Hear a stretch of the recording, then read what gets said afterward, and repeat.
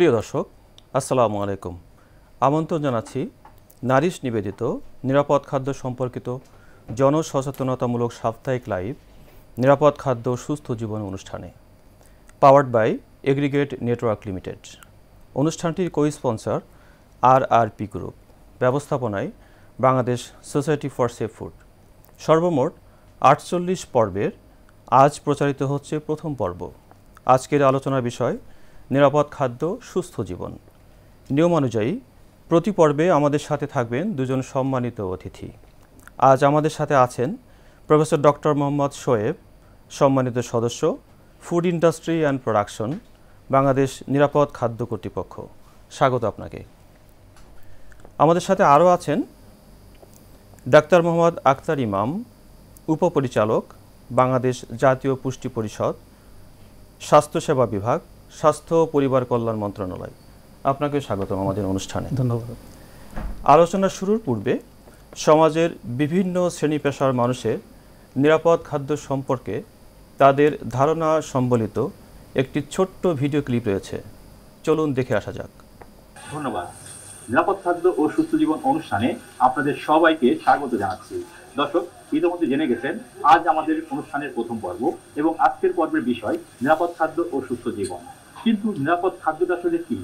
সমাজের বিভিন্ন শ্রেণী পেশার মানুষের কাছ থেকে তা চলুন জেনে নেওয়া যায়। ন্যাচারাল ভাবে যেটা আসে, আল্লাহ প্রদত্ত যেটা, ওইটাই নিরাপদ খাবার মনে করি। ভেজাল মুক্ত খাবার, এটারই আমরা নিরাপদ মনে করি, এটাই আমরা খাইতেছি। ভেজাল মুক্ত খাবার, রং মুক্ত খাবার, পানি মুক্ত খাবার, দূষণ মুক্ত খাবার। নিরাপদ খাবার বলতে বোঝায় সেই ধরনের খাবার যেগুলো খেলে আমাদের শরীরে কোনো ধরনের ক্ষতিকর প্রভাব পড়ে না। নিরাপদ খাবার বলতে আপনার মাছ, মাংস বা সবজি, এগুলো তো নিরাপদ খাবার। দূষণ মুক্ত খাবার, এগুলো তো নিরাপদ। পুষ্টিগুণ সম্পন্ন যেগুলো স্বাস্থ্যের পক্ষে উপকারী, যেগুলোতে ফ্যাট কম, তেল চর্বির পরিমাণ কম থাকে, ওইগুলো নিরাপদ। হোমমেড যে ফুডগুলো আছে সেগুলো আমাদের জন্য পুষ্টিগুণ সম্পন্ন। বিশেষ করে এগুলোতে পরিমাণ মতো তেল থাকে। সুষম খাদ্যের যে উপাদানগুলো সেগুলো হোমমেড ফুডের মধ্যে ভালো থাকে। বাইরের জাঙ্ক ফুড, তেলযুক্ত খাবার, মানে দোকানে যা পাওয়া যায় এগুলো বাদে মানে ঘরে যা বানানো হয় এগুলো। নিরাপদ খাদ্য বলতে তো আমরা ঘরে যেই খাবারটা বানাই এটাই বুঝি। প্রাকৃতিক ভাবে যে খাদ্যগুলো উৎপন্ন হয় ওগুলো আমরা খাই। ওই প্রাকৃতিক খাবারগুলো আমরা মানে বাজারজাত করে যে খাবারগুলো খাই ওগুলো নিরাপদ খাদ্য। নিরাপদ খাবার বলতে বোঝায় যে পরিষ্কার এবং খাবারের মান ভালো, যে খাবারটা আমি খেতে পারি, যারা আসে কাস্টমার আমাদের তারাও যাতে খেতে পারে। নিরাপদ খাদ্য বলতে হচ্ছে খাবারটা সেফ হইতে হবে, ক্লিন হইতে হবে এবং সেটা হচ্ছে পুষ্টিগুণ সম্বন্ধ হইতে হবে। নিরাপদ খাদ্য বলতে আমি যেটা বুঝি সেটা হচ্ছে যে খাবারটা আমি আমার পরিবারকে নিশ্চিন্তে খাওয়াতে পারবো। শুধুমাত্র মানে আমার পেট মানে আমরা ভরার জন্য না, যেটা আমার স্বাস্থ্যকে ভালো রাখবে, প্লাস হচ্ছে আমার মাইন্ডকে ফ্রেশ রাখবে, সেটাই হচ্ছে নিরাপদ খাবার। যে খাদ্যে কোনো ভেজাল থাকবে না, যে খাদ্য আমাদের শরীরের জন্য উপযোগী, যে খাদ্য আমাদের জন্য পুষ্টিগুণ সমৃদ্ধ, নিরাপদ খাদ্য বলতে আমি সেই খাদ্যকে বুঝি। নিরাপদ খাদ্য বলতে আমি যেটা বুঝি, খাদ্যর উৎপাদন থেকে শুরু করে প্রক্রিয়াজাতকরণ এবং পরিবেশন, এখানে যাতে কোনো ধরনের কোনো অনিরাপদ কিছু ঢুকে না পড়ে। যে খাদ্যে আমাদের কোনো সমস্যা হবে না সেটাই বুঝি। যেখানে আমাদের পরিবেশ থেকে শুরু করে আমরা যেখানে খাবো ওই প্রত্যেকটা জায়গা যাতে নিট অ্যান্ড ক্লিন হয়, যেটা আমাদেরকে কোনোভাবে বিষক্রিয়াতে যাতে না।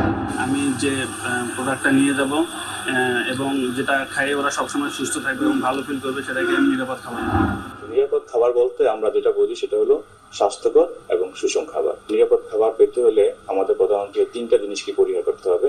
যে কোনো ধরনের রাসায়নিক ব্যবহার পরিহার করতে হবে। খাবারের মধ্যে কোনো অণুজীব বা জীবাণু যেগুলো স্বাস্থ্যের জন্য ক্ষতিকর, এগুলোকে যেন কোনোভাবে আক্রমণ না করতে পারে। এবং বিভিন্ন ভাবে ফসলের মধ্যে হেভি মেটাল চলে আসার সম্ভাবনা থাকে, ফসলের মধ্যে হেভি মেটাল আসাটা পরিহার করতে পারি, তাহলে আমাদের নিরাপদ খাবার পাওয়া আমাদের পক্ষে সম্ভব। দর্শক, নিরাপদ খাদ্য নিয়ে সমাজের বিভিন্ন শ্রেণী পেশার মানুষের ভাবনাটা কি তা জেনে নিলাম। মোহাম্মদ শফিকুল ইসলাম, নিরাপদ খাদ্য ও সুস্থ জীবন, এশিয়ান টিভি, ঢাকা। আমরা সমাজের বিভিন্ন শ্রেণী পেশার মানুষের নিরাপদ খাদ্য সম্পর্কে তাদের ধারণা পেলাম বা জানলাম। তাদের ধারণার সাথে আসলে কি যোগ বা বিয়োগ করার প্রয়োজন আছে বলে মনে করেন, জানতে চাই প্রফেসর ডক্টর মোহাম্মদ শোয়েব, আপনার কাছে। ধন্যবাদ প্রফেসর নাজমুল নাজির। শুরুতেই আমি এশিয়ান টিভি এবং সোসাইটি ফর সেফ ফুডকে ধন্যবাদ জানাচ্ছি এবং সেই সাথে দর্শকদের আজকের এই সুন্দর নিরাপদ খাদ্য বিষয়ক জনসচেতনামূলক অনুষ্ঠান আয়োজন করার জন্য। এবং আমরা শুরুতে একটি চমৎকার ভিডিও দেখলাম যেখানে বিভিন্ন আমাদের দেশের বিভিন্ন যে শ্রেণী বা পেশার যারা আমাদের নিরাপদ খাদ্যের যে স্টেক হোল্ডার হিসাবে যদি আমরা চিহ্নিত করি, তাদের নিরাপদ খাদ্য বিষয়ে মতামত শুনলাম।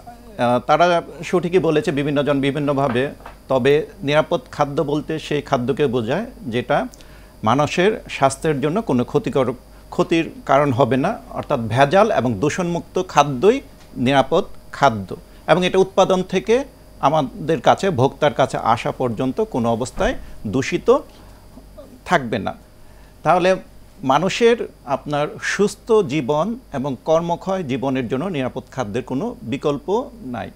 খাদ্য দূষিত হতে পারে অ্যাকচুয়ালি 3টি মাধ্যমে বা উপাদানে, সেটা হচ্ছে যে যেমন রাসায়নিক উপাদান। আমরা জানি খাদ্য উৎপাদনে বিশেষ করে কৃষিকাজে আমরা বিভিন্ন ধরনের পেস্টিসাইড, ফার্টিলাইজার ব্যবহার করি। এছাড়া আরও অন্যান্য ক্ষেত্রে খাদ্য উৎপাদনে আমরা অ্যান্টিবায়োটিক, হরমোন ব্যবহার করি, এবং প্রকৃতি থেকে পরিবেশ থেকে হেভি মেটাল খাদ্যে চলে আসতে পারে। তো এই যে রাসায়নিক উপাদান, এগুলির জন্য খাদ্য দূষিত হয়। এছাড়া কিছু কিছু দূষক, যেটা অণুজীব ঘটিত দূষক, যেগুলিকে আমরা চোখে দেখি না, যেমন ব্যাকটেরিয়া, ভাইরাস, ফাঙ্গাস এবং কিছু পরজীবী, এগুলি যখন খাদ্যে চলে আসে তখন খাদ্যকে দূষিত করে। এছাড়া আরেকটি দূষক, সেটা হচ্ছে যেটাকে ভৌত দূষক বলা হয়। বিভিন্ন সময় আমরা দেখি খাদ্যের র মেটেরিয়াল এবং ফিনিশ প্রোডাক্ট, এবং আমাদের যখন খাদ্য প্রস্তুত করার পর পরিবেশন করা হয়, চুল, কাচের গুঁড়া অথবা কাঠ, আপনার মেটাল জাতীয় জিনিস, আপনার ধুলাবালি খাদ্যে চলে আসতে পারে। তখন এটাও এক ধরনের দূষক হিসাবে চিহ্নিত করা হয়। তো যেই জিনিসটা আমাদের স্বাস্থ্যের জন্য ক্ষতিকারক সেটাই আপনার খাদ্য দূষক, এবং আমাদেরকে খাদ্যটা অনিরাপদ হবে এবং মানব স্বাস্থ্যের জন্য ক্ষতির কারণ হয়ে দাঁড়াবে। ওকে, অনেক ধন্যবাদ। তো আসলে সমাজের বিভিন্ন স্তরের মানুষের কাছ থেকে আমরা যে অনুভূতি পেলাম বা তাদের যে মতামত পেলাম, এই মতামতকে আরও বাড়ানোর জন্য বা তাদের যে ধারণা, ভুল ধারণা হোক বা আংশিক ধারণা হোক, সেটাকে পূর্ণাঙ্গ করার জন্য সরকারি প্রতিষ্ঠান হিসাবে বাংলাদেশ ফুড সেফটি অথরিটি কী পদক্ষেপ গ্রহণ করেছে? ধন্যবাদ। জি, বাংলাদেশ ফুড সেফটি অথরিটি বাংলাদেশে খাদ্য নিরাপত্তার জন্য কাজ করছে, এবং আমাদের যে মূল যে ভিশন সেটা হচ্ছে নিরাপদ যেন আমরা খাদ্য রাখতে পারি, সুস্থ এবং আপনার জীবন যেন আমরা সবাইকে দিতে পারি। এবং শুরুতেই যেহেতু আমরা ভিডিও চিত্রের মাধ্যমে দেখলাম বিভিন্ন পেশাজীবী, সব ধরনের পেশাজীবী বা স্টেক হোল্ডারের জন্য আমাদের একটি আপনার বুকলেট আছে, সেটা হচ্ছে পারিবারিক নিরাপদ খাদ্য বিষয়ক পারিবারিক নির্দেশিকা। এটার মাধ্যমে যে কোনো শ্রেণীর মানুষ খাদ্য বিষয়ক যে খাদ্য নিরাপত্তার বিষয়ে আপনার জানতে পারবেন এবং খাদ্যকে নিরাপদ রাখতে পারবেন। এখন আমি আসি যে আমরা কি ধরনের পদক্ষেপ নিচ্ছি। অ্যাকচুয়ালি বাংলাদেশ নিরাপদ খাদ্য কর্তৃপক্ষ 10টি কার্যক্রমের মাধ্যমে আমরা বাংলাদেশে খাদ্য নিরাপত্তা নিশ্চিত করছি, এবং এটা হচ্ছে জীবন ও স্বাস্থ্য সুরক্ষা, সকলের জন্য নিরাপদ খাদ্য। শুরুতেই বলতে চাই যে আমাদের যে একটি অ্যাক্টিভিটি সেটা হচ্ছে রেগুলেশন তৈরি করা।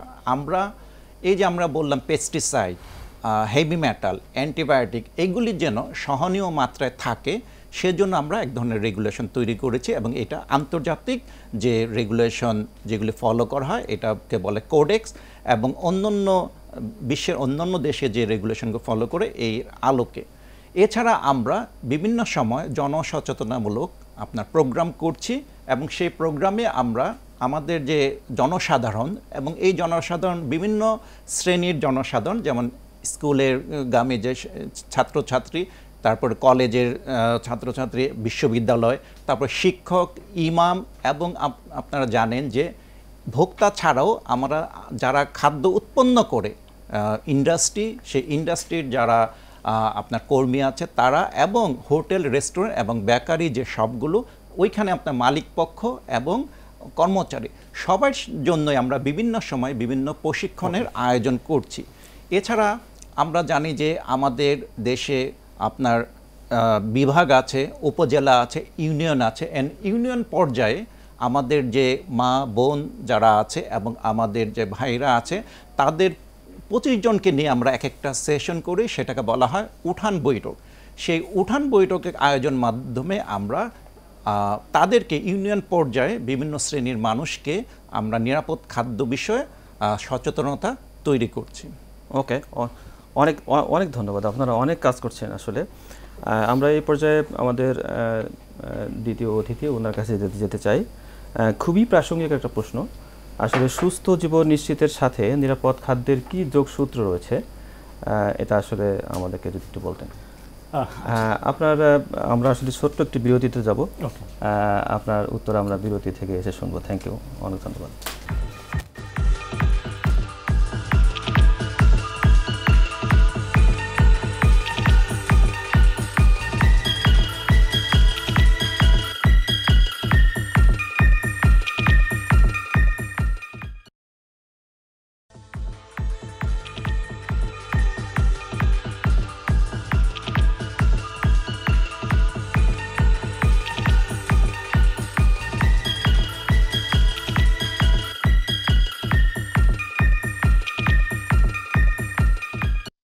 যা বলছিলাম যে সুস্থ জীবন নিশ্চিতের সাথে নিরাপদ খাদ্যের যোগসূত্র আসলে কোথায়?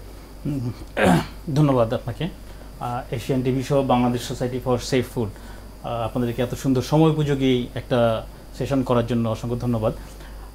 সুস্থতা আসলে আমরা যখন স্বাভাবিকভাবে বেড়ে উঠি বা মানুষের স্বাভাবিক বেঁচে থাকার জন্যই তো সুস্থতা, এবং মানুষের বেঁচে থাকার জন্য খাদ্য গ্রহণ অবশ্য কর্তব্য, অবশ্যই একটা প্রয়োজনীয় দিক।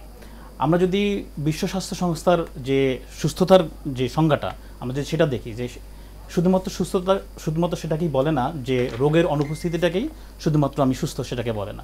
এখানে আপনার ফিজিক্যালি আপনাকে শারীরিকভাবে সুস্থ থাকতে হবে, মানসিকভাবে সুস্থ থাকতে হবে, এবং সেই ক্ষেত্রে সোশ্যাল ওয়েলবিং বলে যে কথাটা আছে, সামাজিকভাবেও আমাদের সুস্থতা যেই সম্মিলিতভাবে এটাকে আসলে আমরা সুস্থতা বলি। তো স্বাভাবিকভাবেই যখন আমি শারীরিকভাবেই বেড়ে উঠবো তখন আমাদের খাবারের দরকার হয়, এবং অবশ্যই সেটা সেফ ফুড কিংবা নিরাপদ খাবারটাকে আসলে অত্যন্ত গুরুত্বপূর্ণ। এই খাবারের মাধ্যমেই আমরা যদি সুস্থ খাবার খাই, আমরা যদি সেফ ফুড খাই, নিরাপদ খাবার খাই, তাহলে আমাদের কি হবে, আমাদের রোগ প্রতিরোধ ক্ষমতা বাড়বে। একদম ছোটোবেলা থেকে একদম মানুষের, আমরা সবসময় বলি জীবন চক্রব্যাপী লাইফ সাইকেল অ্যাপ্রোচ, আমরা বিভিন্ন সময় বিভিন্ন জায়গায় কিন্তু আমরা এইভাবেই আমরা বিভিন্ন প্রোগ্রাম কিংবা বিভিন্ন অ্যাক্টিভিটিস কিন্তু করে থাকি। লাইফ সাইকেল অ্যাপ্রোচ, একটা শিশু জন্মগ্রহণ করার পর থেকে শুরু করে জীবনের শেষ দিন পর্যন্ত কিভাবে সে বেড়ে উঠবে, কিভাবে খাবে, তার জীবন আচরণ কেমন হবে, সব কিছু কিন্তু আমাদের এই অভ্যাসের মাধ্যমেই নিয়ন্ত্রিত হয়। কাজেই যদি আমরা দূষণমুক্ত খাবার খেতে পারি, ভেজালমুক্ত খাবার খেতে পারি, এবং সেই সাথে মানসিক সুস্থতা, যদি আমরা স্ট্রেসবিহীন জীবনযাপন করতে পারি, তাহলে আমার মনে হয় যে এটার সাথে খুবই একটা সম্পর্কযুক্ত। আপনি অনেক ভালো খাবার খেতে পারেন, কিন্তু সেই খাবারটা যদি সুস্থ না হয়ে থাকে, যদি নিরাপদ না হয়, তাহলে আমি যত দামি খাবারই খাই না কেন, আসলে আলটিমেটলি আমার সেখানে কিন্তু এই রোগ ব্যাধি থাকবে, এবং তার পিছনে কিন্তু আমার এই অনেকটা সময় ব্যয় করতে হবে। শুধু সেটাই না, এই যখনই রোগ ব্যাধি আপনার বাঁধবে আপনার শরীরে, তখনই দেখবেন যে আপনি মানসিকভাবে একটু দুর্বল হয়ে যাবেন, মানসিকভাবে আপনার অনেক ধরনের স্ট্রেস থাকবে। শুধুমাত্র এটা ব্যক্তিগত জীবনে না, আপনার এটা পারিবারিক জীবনে এবং সমাজ জীবনে। আমি যখন অসুস্থ হব তখন কিন্তু আসলে এই অসুস্থতার যে ভার, সেটা কিন্তু আমার পরিবারের কাছে পৌঁছাবে। একটু আপনাকে একটু থামাই, যে আমরা আমাদের প্রথম যে আলোচক উনি বলছিলেন যে খাবারের মাধ্যমে বিভিন্ন জীবাণু বা সংক্রমক যে জীবাণুগুলো, সেই জীবাণুগুলো কিন্তু খাবারের মাধ্যমে আমরা কিন্তু পেতে পারি। যেমন ডায়রিয়া, আমাশয়, টাইফয়েড বা হেপাটাইটিস বি, এই ধরনের যে জীবাণুগুলো, এদেরকে সংক্রামক ব্যাধি বা রোগ বলা হয়। এগুলো আসলে খাবারের মাধ্যমে কতটুকু ভয়ঙ্কর বলে মনে করেন আপনি? খুবই প্রাসঙ্গিক কথা। কারণ হচ্ছে যে আমাদের খাবারটা তখনই আনসেফ হয় কিংবা অনিরাপদ হয় যখনই এখানে কোনো জীবাণু এখানে চলে আসে। তো জীবাণু আসলে অনেক ধরনের, অনেকভাবে হয়। আমরা যদি বায়োলজিক্যালের দিকে চিন্তা করি, তাহলে দেখবো যে কিছু ভাইরাস আছে, কিছু ব্যাকটেরিয়া আছে, কিছু প্যারাসাইটস আছে, যেগুলো খাবারের মাধ্যমে চলে আসে। খুবই ইম্পর্টেন্ট একটা ইস্যু হচ্ছে যে ইদানিং আমরা দেখি যে হেপাটাইটিস এ ভাইরাস কিংবা হেপাটাইটিস ই ভাইরাস, যেটা খুবই, কিন্তু এটা এক ধরনের আউটব্রেকের মতো হয়ে যেতে পারে। তো এগুলো সবই সংক্রমণ। এগুলো মানুষের পানি এবং খাবারের মাধ্যমে কিন্তু ছড়ায়, যেটাকে আমরা বলি ফিকো ওরাল রুট মেডিকেল যে টার্ম। তো সেখানে যদি আমার পানিটা সেফ না হয়, আমার যদি এই যে যখন মলমূত্র যে ত্যাগ করছে মানুষজন কিংবা পারিবারিকভাবে, সেটা যদি আমার একটা সুস্থ স্বাভাবিক সেটা যদি সিস্টেমটা না থাকে, এর মাধ্যমে কিন্তু খাবারের কাছে চলে যাবে, এবং সেখানে কিন্তু এই ধরনের ডেঞ্জারাস এবং বিপজ্জনক ভাইরাসগুলো কিন্তু এখানে মানে আপনার এখানে বাসা বাঁধতে পারে। এমনকি ব্যাকটেরিয়াও হতে পারে, অনেক রকমের ব্যাকটেরিয়ার মাধ্যমে কিন্তু দেখেন ডায়রিয়া হয়। আমরা যদি ইকোলাইয়ের কথা চিন্তা করি, আমরা যদি সালমোনেলার কথা চিন্তা করি, আমরা যদি স্টাফাইলোককাসের কথা চিন্তা করি, এগুলোর মাধ্যমে কিন্তু আপনার হয়। এছাড়াও ইন্ডাস্ট্রিয়াল পলিউটেন্টস, আপনি যখন বলছিলেন ইন্ডাস্ট্রিয়াল পলিউটেন্টস, কিন্তু এগুলো এই আমরা যদি ঠিকমতো ওয়াটার ট্রিটমেন্ট প্ল্যান্টের ঠিকমতো না থাকে, এবং এইটা আলটিমেটলি আমাদের নদীতে কিংবা আমাদের যেই যেখানে খাবার উৎপাদন হয়, মাছের খাবার উৎপাদন হয়, সেখান থেকে কিন্তু, এবং এই নদীর পানি কিন্তু আবার আলটিমেটলি আমরা কিন্তু এগ্রিকালচারে বা চাষাবাসে আমরা ব্যবহার করি, সেখানে কিন্তু এই ধরনের হেভি মেটালস কিন্তু আমরা এটাকে নিতে পারি। আমরা এই টোটাল যেই প্রসেসটা, ইকোসিস্টেমটা যদি আমাদের হেলদি না থাকে, তাহলে অবশ্যই এর মাধ্যমে আপনার সংক্রমণ হবে, এবং এই সংক্রমণগুলো কিন্তু একজনের থেকে আরেকজনের হবে। এই পানিবাহিত, খাবারবাহিত একজনের থেকে আরেকজনের হবে। এই জন্যই কিন্তু আমরা এটাকে কমিউনিকেবল ডিজিজ বা সংক্রামক ব্যাধি বলে থাকি। অনেক ধন্যবাদ সুন্দর ক্লিয়ার করার জন্য। এবার আমাদের ডক্টর শোয়েব, আপনার কাছে আমাদের প্রশ্ন যে নিরাপদ খাদ্য বজায় রাখতে ভোক্তা হিসাবে বা ক্রেতা হিসাবে আমাদের কি অধিকার? আসলে আমরা এই উত্তর শুনবো ছোট্ট একটি বিরতির পর।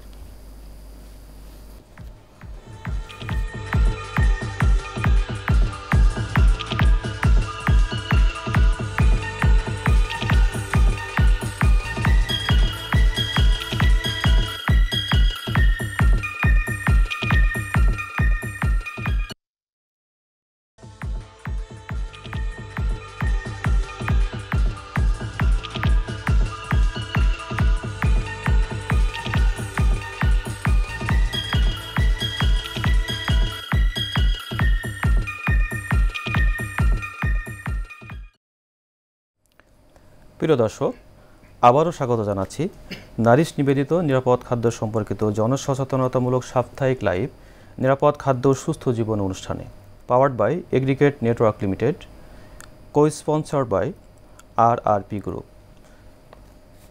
তো যা বলছিলাম ডক্টর শোয়েব, আপনার কাছে ভোক্তা হিসাবে আসলে নিরাপদ খাদ্য সম্পর্কে আমাদের কি কি অধিকার আছে? ধন্যবাদ।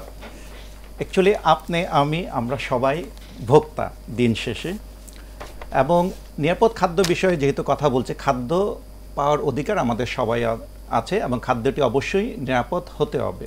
সো নিরাপদ খাদ্য পাওয়ার অধিকার প্রতিটি ভোক্তার আছে, এবং শুধু নিরাপদ খাদ্য না, নিরাপদ খাদ্য বিষয়ে জানার এবং বিভিন্ন ধরনের প্রশিক্ষণ গ্রহণেরও অধিকার আছে, এবং সেই অধিকারের জন্যই আমরা বাংলাদেশ নিরাপদ খাদ্য কর্তৃপক্ষ প্রতিটি ভোক্তার জন্যই আমরা কাজ করছি। আমরা ভোক্তার বা জনগণের সেবক হিসাবে আপনার কাজ করি। এর সাথে আমি একটু বলতে চাই, বাংলাদেশ নিরাপদ খাদ্য কর্তৃপক্ষ কেন্দ্রীয় অফিস ঢাকায়, এছাড়া বাংলাদেশের 64টি জেলা এবং 8টি বিভাগীয় শহর, ওইখানেও বাংলাদেশ নিরাপদ খাদ্য কর্তৃপক্ষের আঞ্চলিক অফিস আছে। সো জেলা কেন্দ্রীয় অফিস এবং ঢাকার বাহিরে যে আপনার 72টি আমাদের জেলা এবং বিভাগীয় অফিস বিদ্যমান। যে কোনো অফিসেই আমাদের যে অফিসার থেকে শুরু করে আপনার অন্যান্য যে স্টাফ, সবাই যে কোনো মানুষকে বা ভোক্তাকে নিরাপদ খাদ্য বিষয়ে যে কোনো তথ্য অথবা তাদের যদি কোনো কিছু জানার প্রয়োজন থাকে তাহলে সরবরাহ করতে পারবে।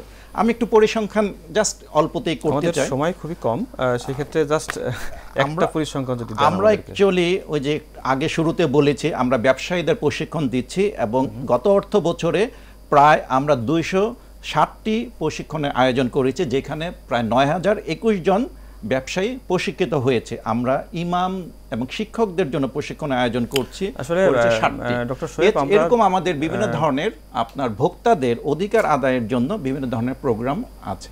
আচ্ছা, ভোক্তার অধিকার যদি ব্যত্যয় হয়, তাহলে সে অধিকার প্রতিষ্ঠা করার জন্য বা এর সপক্ষে সে কোনো আইনি ব্যবস্থা নিতে পারে কিনা?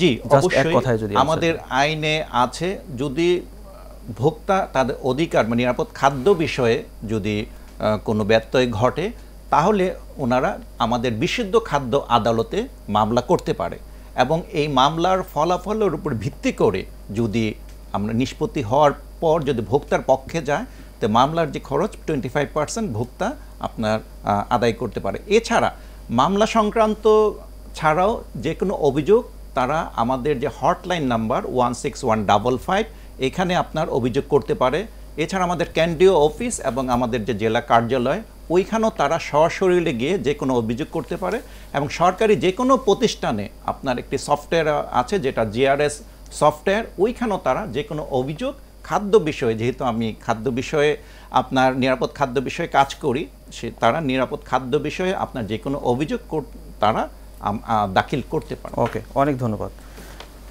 আমরা ডক্টর আক্তার ইমাম আপনার কাছে জানতে চাই যে আমাদের সমাজে আসলে উচ্চ রক্তচাপ, ডায়াবেটিস, তারপরে ক্যান্সার, কিডনি বা লিভার রোগ দিন দিন বাড়ছে। এই যে মহামারী আকারে ধারণ করছে, এর সাথে খাদ্য অনিরাপদ হওয়ার কোনো ডাইরেক্ট কোনো সম্পর্ক বা আছে কিনা, আপনি যদি অতি সংক্ষেপেই বলার চেষ্টা করব। খুবই ধন্যবাদ, মানে খুবই প্রাসঙ্গিক একটা ইস্যু রেজ করার জন্য। আসলে আমরা বলেই থাকি যখন আমরা এই নন কমিউনিকেবল ডিজিজ বা অসংক্রামক ব্যাধি, আপনি যেসব রোগ ব্যাধির কথা বলেছেন এগুলোকে কিন্তু আমরা নন কমিউনিকেবল ডিজিজ বলে থাকি। উচ্চ রক্তচাপ, ডায়াবেটিস, ক্যান্সার, কিডনি ডিজিজ, এগুলোকে আমরা নন কমিউনিকেবল ডিজিজ বলি। এর কারণ হচ্ছে যে এটা একজন থেকে আরেকজনের কাছে যায় না।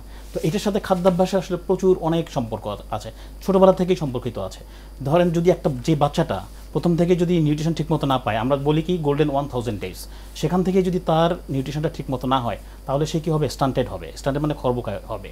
তারপরে যদি সে আরও অ্যাকিউট কন্ডিশনে যায় তখন সে হবে স্টান্টেড বা ওয়াস্টেড হবে। তো যার ফলে সে কিন্তু ভবিষ্যতে বেড়ে উঠবে না এবং তার রোগ প্রতিরোধ ক্ষমতা কমে যাবে এবং সেই ক্ষেত্রে হবে। এবং আমাদের এই খাদ্যাভ্যাসের কারণে আমরা বিভিন্ন রকমের জাঙ্ক ফুড, বিভিন্ন রকমের অনিয়ন্ত্রিত খাবার, অনিয়ন্ত্রিত জীবনযাপনের কারণে কিন্তু আমাদের এই বিভিন্ন রকমের নন কমিউনিকেবল ডিজিজগুলো কিন্তু হয়। কিছু আছে যে আপনার বংশগত হতে পারে, but at the same time কিছু আছে যে আপনার প্রিডিসপোজিং ফ্যাক্টর আছে, যেগুলোকে আপনি যদি এক্সপোজারে যান তাহলে কিন্তু আপনার এই অসুখগুলো হবে। আমি জাস্ট একটা উদাহরণ দিই আপনাকে যে এই নন কমিউনিকেবল ডিজিজের জন্য বাংলাদেশের কিন্তু এখন ডিজিজ প্যাটার্ন কিন্তু পুরো চেঞ্জ হয়েছে। নন কমিউনিকেবল ডিজিজের কিন্তু এখন অনেক বেশি প্রাধান্য এবং বাংলাদেশে যে টোটাল যে মৃত্যু সংখ্যা তার প্রায় 67% এই ডেথ হচ্ছে নন কমিউনিকেবল ডিজিজের কারণে। তো এই নন কমিউনিকেবল ডিজিজ, আপনি যদি ধরেন হার্ট ডিজিজের কথা বলেন, আপনি যদি ট্রান্স ফুড খান, আপনি যদি স্যাচুরেটেড ফুড খান, তাহলে তো আপনার এই অনিয়ন্ত্রিত এবং এই উচ্চ রক্তচাপ কিন্তু হতে পারে। আপনি যদি হাই সুগার এবং হাই সল্ট খান, কিডনির উপরে আপনার এটা প্রেশার পড়তে পারে, কাজে সেখানে একটা কিডনি ডিজিজ হবে। আপনি যদি এরকম যদি আপনি অনিয়ন্ত্রিতভাবে জীবনযাপন করতে থাকেন তাহলে কিন্তু আপনার আলটিমেটলি কিন্তু এই নন কমিউনিকেবল ডিজিজগুলো আরও খুব ব্যাপকভাবে আসবে। আমি আরেকটা ছোট্ট সংক্ষেপে বলার চেষ্টা করি, ছোটোকাল থেকে আসলে কেন আমাদের এটা দরকার। আমি নিরাপদ খাবার দরকার এবং পুষ্টিকর খাবার দরকার, একটা বাচ্চার পুষ্টি এনশিওর করা। এই যে আগের বারে আপনি বলছেন যে বিভিন্ন রকমের সংক্রামক ব্যাধি, তার মধ্যে একটা জিনিস হচ্ছে যে ডায়রিয়া খুব ইম্পর্টেন্ট। যে বাচ্চার ফ্রিকুয়েন্ট ডায়রিয়া হয়, শেষ করতে হবে আমাদের অনুষ্ঠানে, যে বাচ্চার ফ্রিকুয়েন্ট ডায়রিয়া হয় সেই বাচ্চা কিন্তু অন্য স্বাভাবিক বাচ্চার চাইতে 8 থেকে 10 সেন্টিমিটার গ্রোথ কম হয়। ওকে, এটা খুবই ইম্পর্টেন্ট নিরাপদ খাবার আমাদের জন্য সবার। অনেক অনেক অনেক ধন্যবাদ। তো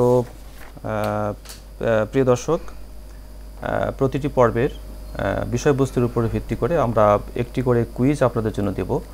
সেই কুইজের উত্তর লিখে আমাদের হোয়াটসঅ্যাপ নাম্বারে আপনারা পাঠিয়ে দিতে পারেন। কুইজের উত্তর, পূর্ণাঙ্গ ঠিকানা এবং আপনার মোবাইল নাম্বার লিখে আমাদের স্কলে যে নাম্বার দেখা যাচ্ছে সেই নাম্বারে পাঠিয়ে দিতে পারেন। বিজয়ী 3 জনের জন্য রয়েছে আকর্ষণীয় উপহার। আমরা আমাদের অনুষ্ঠানের শেষ পর্যায়ে চলে এসেছি। প্রিয় দর্শক, গুজব, ভুল ধারণা বা আংশিক ধারণা নয়, বরং আমরা চাই সমাজের বাস্তব চিত্র ও বিজ্ঞানভিত্তিক তথ্যের মাধ্যমে নিরাপদ খাদ্য সম্পর্কে দেশের মানুষকে সচেতন করতে, যাতে করে সুস্থ জীবন ও আরও মেধাসম্পন্ন একটি জাতি গঠন সম্ভব হয়। আশা করি আপনারা আমাদের সাথেই থাকবেন। ফিরব আগামী সপ্তাহের এই দিনে শনিবার বিকাল 4:30টায়। আগামী পর্বে বিষয় খাদ্য নিরাপদতা, করণীয় ও বর্জনীয়। সে পর্যন্ত সুস্থ থাকুন, ভালো থাকুন। আল্লাহ হাফেজ।